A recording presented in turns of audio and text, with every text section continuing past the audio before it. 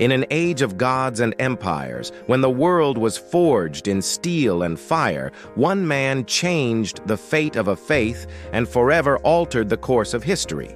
His name was Constantine the Great, the Roman emperor who brought a sprawling empire to its knees before the cross. This is the story of how a single vision, a decisive battle, and an unwavering will redefined the soul of Western civilization. Born around 272 CE in the city of Nisus, modern-day Serbia, Constantine was a product of a turbulent world.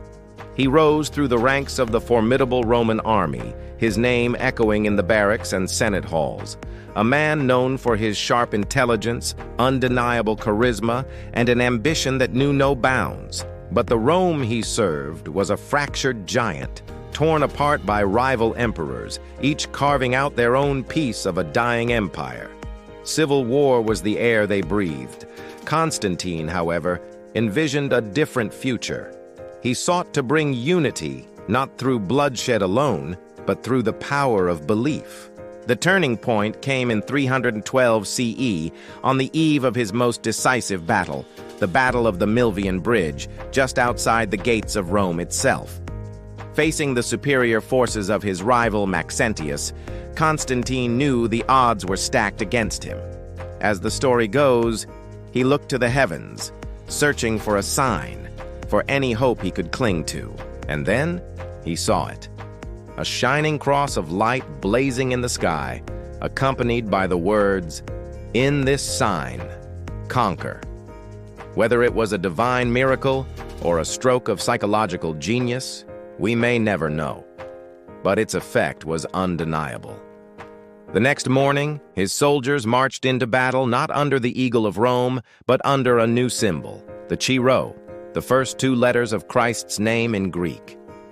Against all expectations, Constantine's army triumphed. Maxentius was defeated, his body found in the Tiber River. This victory wasn't just a military conquest, it was a profound spiritual and political statement. Constantine became the undisputed emperor of the Western Roman Empire, and soon after, the sole ruler of a reunified realm. But his greatest, most enduring act was yet to come. In 313 CE, alongside his co-emperor Licinius, Constantine issued the Edict of Milan. This groundbreaking decree didn't make Christianity the state religion, not yet, but it did something revolutionary. It granted complete freedom of worship across the entire empire. After centuries of brutal persecution, of being hunted, tortured, and martyred, Christians could finally practice their faith openly, without fear. Churches could be built, scriptures could be shared, and communities could flourish in the light of day. This was the moment the tide turned. Constantine didn't stop there. He convened the Council of Nicaea to unify Christian doctrine and laid the groundwork for a new capital, a new Rome. He chose the ancient city of Byzantium, strategically located at the crossroads of Europe and Asia, and rebuilt it into a magnificent metropolis, Constantinople. For over 1,000 years, this city would stand as the beating heart of Christian civilization, the bastion of the Byzantine Empire. Constantine's rule was the dawn of a new era.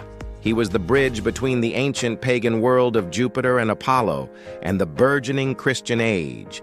He was a soldier, a statesman, a visionary. He understood that faith was not just a private matter. It was a force that could unify an empire, inspire loyalty, and forge a new identity. He harnessed this power, transforming a persecuted sect into the bedrock of a new world order. Constantine the Great didn't just win battles or build cities. He changed the very soul of an empire, and in doing so, shaped the world we live in today.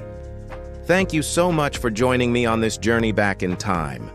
If you found this story as fascinating as I do, please hit that like button, subscribe to the channel, and ring the bell so you don't miss our next exploration into the figures who shaped history. See you next time.